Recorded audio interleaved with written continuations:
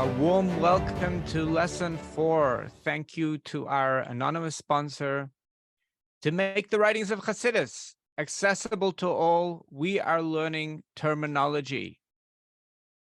Last lesson, we learned the term hisbeinenus, which means reflection in the mind, and how directed reflection leads to hispailos, which is like the pill, hispailos, like the pill of impact, that can activate on the 3 levels of mayach, your brain, lev, your heart, and machshava, the thoughts, how they impact your actions. Now, today, we're going to understand what really are we activating over here. Now, we are activating your soul. What is a soul? Now, to help better relate to the concept of a soul, we will use the metaphor of a computer. You see, a computer has hardware, the physical computer, and software, the program, the operating system on which you can download more programs. So you have the hardware, the physical computer, and you have the software, the program, the operating system. So too, the body, you have a physical body, and you have a soul, which is the operating system, which is like the metaphor of an operating system. And it requires us to download regular updates, as we're going to explain later. So it's not enough that you just have a soul. Your soul needs regular updates, regular downloads. Now, the question is, does your soul have parts? Does it have different names as it interfaces with different parts of your body? So the answer is the soul has 5 parts. Do you know where they are? So the neshama, one of the 5 parts of the soul, is called the neshama, is in the brain, in the head and the brain.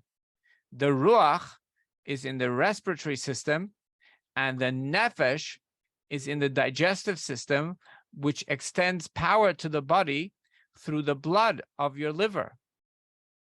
The chaya is the 4th part of the soul. The chaya is around the body and on your clothes. The yechida is further out. It is as far as you can spread your hands. It's all around you as far as you can spread your hands. Now, terminology. Nefesh. Nefesh, what it means is a breath. It's like you take a breath out when you're relieved. You just breathe out and you go, ah, that's a nefesh. Now, a nefesh has 3 consonant sounds. So we want to make it easy to remember. It's the nef and sh, the nun, the fe, and the shin. Nefsh. Now, to help you remember this word, we will reverse the first 2 consonants of nef. When you reverse them backwards, you get fan, right? Fan. And the word sh is internationally and for 1,000 years means be quiet. So a fan that shh means a quiet fan. That's how you can remember what a nefesh is. It's like a breath. It's like a quiet fan.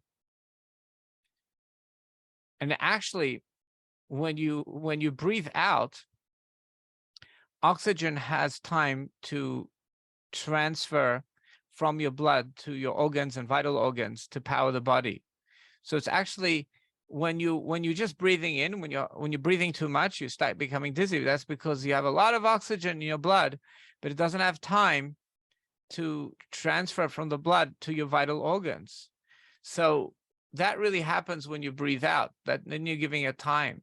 So nefesh is like you breathe out. It's a quiet fan, and it fans the power of your body. That's how you can remember that word, nefesh. Vayinafesh. Take a break, rest. Now, the second one, the terminology is ruach, and ruach means wind. And it's in the respiratory system. You have an actual like a wind going in and out of the lungs. And you can remember the word ruach, like the English word reek, which means like a strong smell. And also to use the other trick of reversing consonants, sometimes it could be helpful. So let's reverse the consonants of ruach, and you get har. And the topic of har, a bunch of har words, is like wind and spirit, like hurricane and hurry. So the reverse of ruach is reverse it, hurricane and hurry. These are wind type words. So you can either remember it through reek, but ruach is not just a smell, but it's also a wind. Now a reach is a smell, but a ruach means wind. Now, the neshama, the third terminology is neshama, and the neshama rests in the brain. It also means breath, but it's a little different. It's like a full breath that you take in through your nose. So the na, when you make the nun sound, it's a vibration. You vibrate in your nose. So it's a na. And so you're taking a breath through your nose. Take it in. So that's na. And then when you breathe out and you hold your teeth together, you go shh. And then when you finish breathing out, you close your lips, and that makes that sound, like mum. So na, shh, neshama. That's a full breath. Okay, that's what neshama means, taking a full breath. God breathed into Adam the breath of life. So that's an easy way of remembering neshama. Now, Chaya is the part of the soul which is around your body, and it's connected to your memory. And that's why you're not allowed to dry your hands on your clothes, or put on or take, or really you shouldn't put on or even take off two clothes at the same time. Now, to help you remember the word Chaya, think about the word in Chinese. You have the Qi energy, the meridians. For acupuncture, it's called the Qi energy. So it's like high energy, it's life energy, because Chaya means life energy.